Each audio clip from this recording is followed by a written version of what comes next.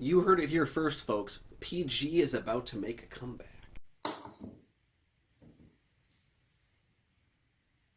The Pope is dead.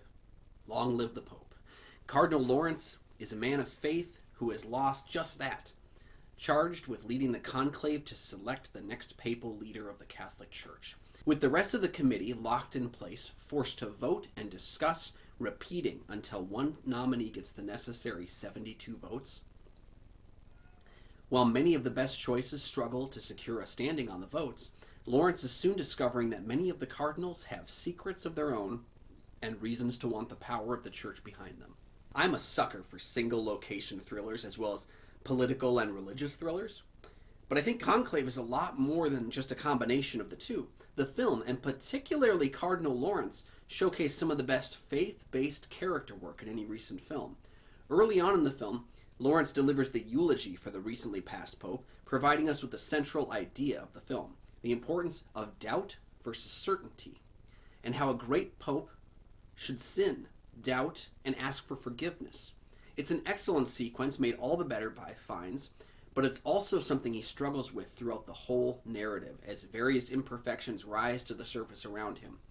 I'm often rather critical of popular faith-based cinema, mostly because I find that the movies never actually text their characters of their faith, which I think is necessary if the film is about faith, and that's what is accomplished really well here.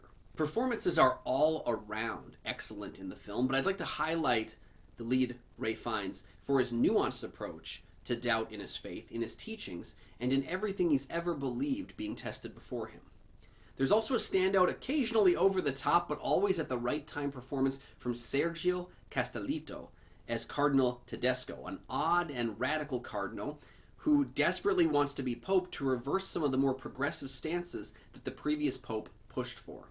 Tedesco is a standout character with some scene-stealing work, even amongst the absolutely stacked cast of characters. Director Edward Berger's film excels in the quieter action, a test of his abilities as a director, especially following the action-heavy All Quiet on the Western Front. It's difficult to make a war film purely from a logistics standpoint, but I think it's more difficult to make a quiet film with people talking in rooms and somehow make it as exciting, and Berger does just that. His focus on ritual and order to create tension adds a bubbling layer to this boilerplate. I'll add to that the excellent writing by Peter Strawn, his screenplay juggling multiple character arcs and reveals quite well. Strawn's screenplay is able to introduce just about every major player in the narrative within the first two major scenes. Edward Berger's Conclave is a masterclass in tension, building entirely from character and exploding with unexpected twists and turns. It had me from moment one and never let go. Expect to see discussion in the coming months about these performances. It's a movie with a PG rating that somehow layers in a number of themes about faith and doubt and power, while also taking a look behind the curtain at a secretive process that hinges on one of the biggest religions, all without needing to throw in a bunch of violence or swearing to nab that more adult rating. Our screening even had a moment of surprise that had the audience members verbally reacting, so it definitely works in a larger theatrical setting. Seek out Conclave. It's one of the most exciting films of the year, and I give it a 4 out of 5.